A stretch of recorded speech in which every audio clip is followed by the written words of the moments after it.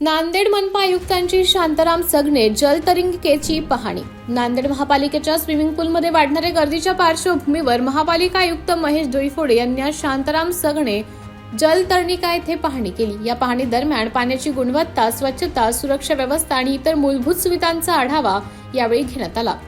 जलतरणपटूंनी swimming पूलमधील काही समस्या आयुक्तांसमोर मांडल्या। यावेळी आयुक्तांनी नागरिकांच्या समस्या लवकरात लवकर सोडवण्यात येतील असं आश्वासन दिले असून सुरक्षित व दर्जेदार सुविधा उपलब्ध करून देण्याचे निर्देश प्रशासनाला दिले आहेत। कैलासवासी शांताराम सगणे जलतरणिका आपला हा जो खूप जुना स्विमिंग पूल आहे, या ठिकाणी नागरिक असो किंवा प्रोफेशनल स्विमर्स असो त्यांचा उत्स्फूर्त प्रतिसाद असतो।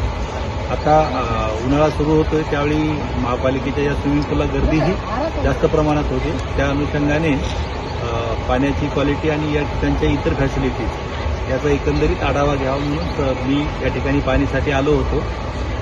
स्विमिंग पूलचं मेंटेनन्स चालू असल्यामुळे आज बंद आहे, परंतु हे मेंटेनन्स करणं फार गरजेचं आहे, कारण हा स्विमिंगच्या व्यायामासाठी येतात, परंतु एखादा रोग या ठिकाणी लोकांना होऊ नये यासाठी महापालिका ही दक्षता घेत असते।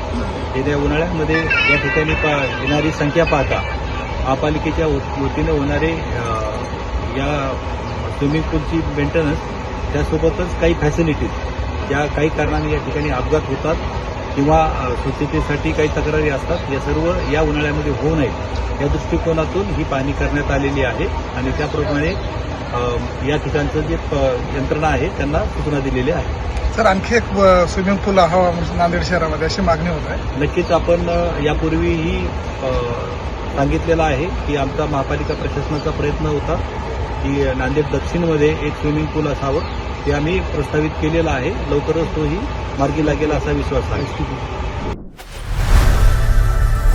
लोकनायक न्यूज